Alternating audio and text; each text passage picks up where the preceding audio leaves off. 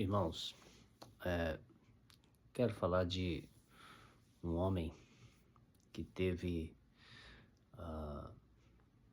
3 anos ao lado de Jesus, vivendo as maiores experiências e os ensinos de Jesus.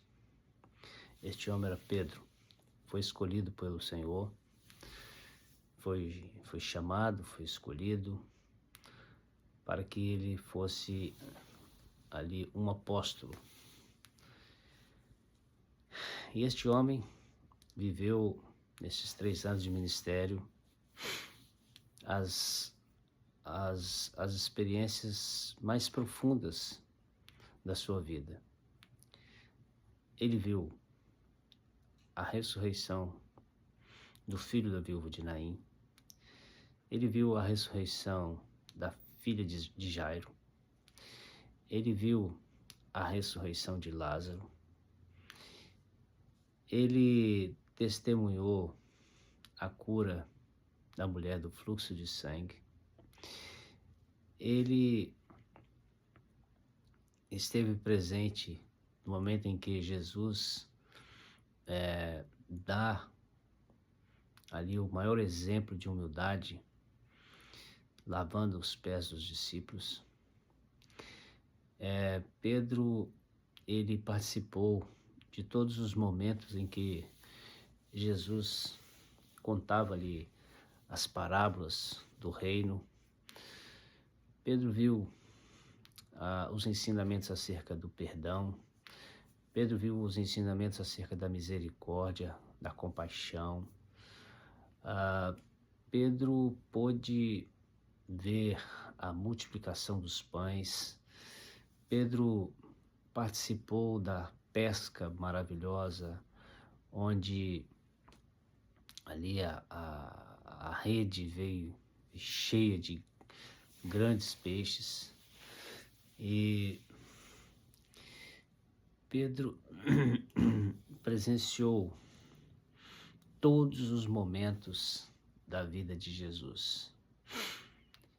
E por Pedro ter vivido tantas experiências, né, até mesmo a cura da sogra de Pedro, estava com febre. Jesus ali chegou e repreendeu a febre.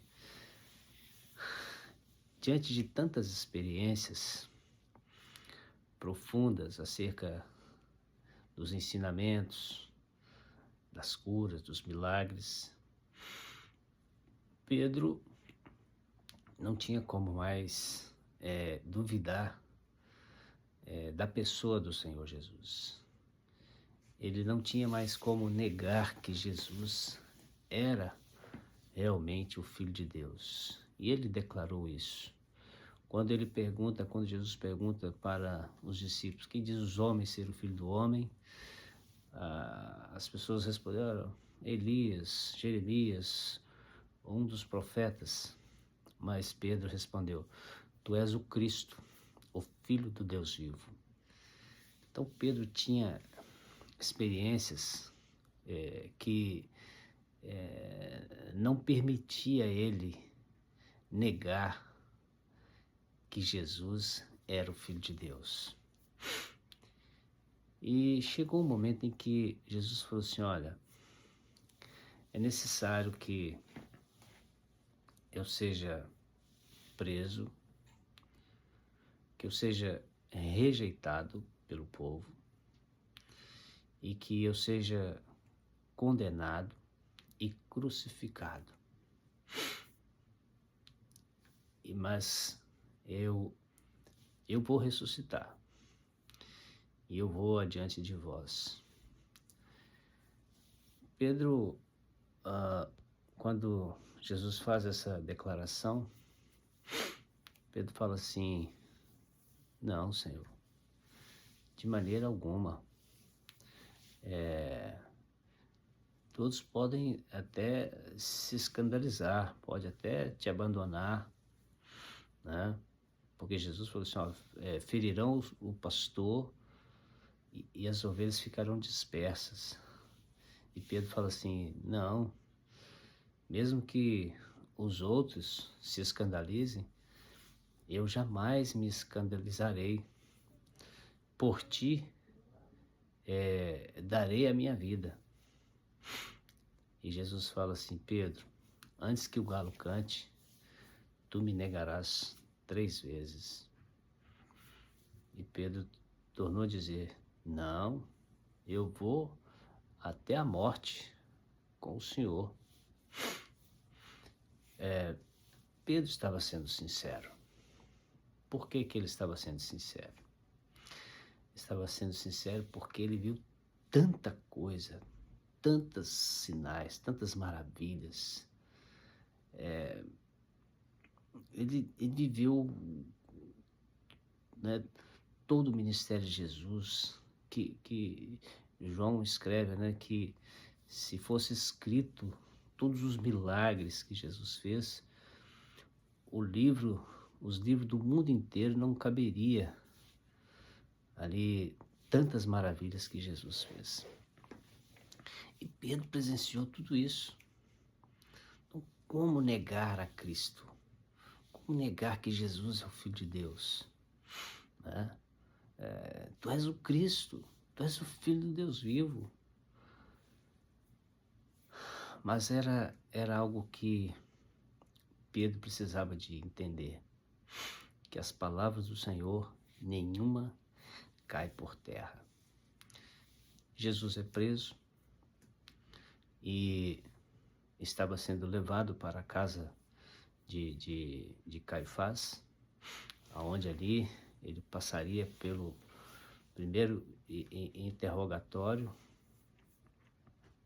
e logo depois Pedro seguia de longe. E quando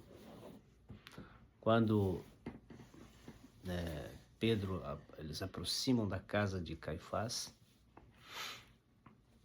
havia acenderam ali uma fogueira e Pedro se assenta ali junto daquelas pessoas para se aquecer. E alguém ali, uma menina, reconhece Pedro. Fala assim: você é um discípulo de Jesus. E Pedro fala assim: não, eu não sou.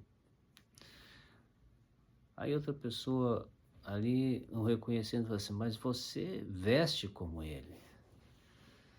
Não, não sou eu. Pedro, não sou eu. Aí alguém fala assim: mas você fala igual ele. Diz, olha, eu nunca vi, eu não o conheço. Naquele instante, a palavra diz que o galo cantou e Pedro saiu dali, daquele lugar, chorando amargamente. Meus irmãos, Pedro, ele realmente negou a Jesus com as suas palavras. Mas Pedro estava tão assim, cheio daquilo que ele viveu com o Senhor Jesus. Ele estava tão parecido com Jesus que a sua fala, a sua veste, o seu andar denunciava ele. Você fala como ele, você veste como ele, você andou com ele. Então, todas essas coisas denunciavam que Pedro realmente era um discípulo de Jesus. Pedro não tinha como negar isso. Ele negou ali com palavras,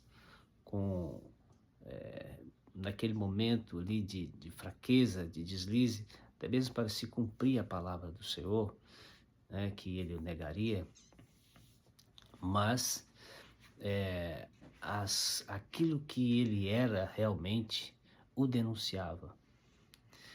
E que eu quero dizer que tem pessoas que o Evangelho de Jesus já entrou na sua vida, já entrou no seu coração, já transformou a sua vida, já mudou a sua maneira de vestir, já mudou a sua maneira de falar, já mudou as pessoas com quem anda, né? É porque eles falam assim, mas você andava com ele, você estava com ele.